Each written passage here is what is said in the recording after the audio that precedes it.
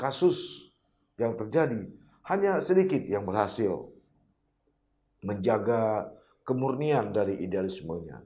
Sebagian besar justru terjebak dalam lingkaran kuasa, sehingga menjadikan jabatan sebagai kompensasi atas luka dan getir masa lalu.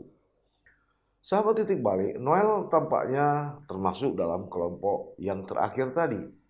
Dulu dia berdiri di garis depan perjuangan atau di garis depan memperjuangkan, dan dia pernah melakukan inisiasi gerakan muda untuk Ahok.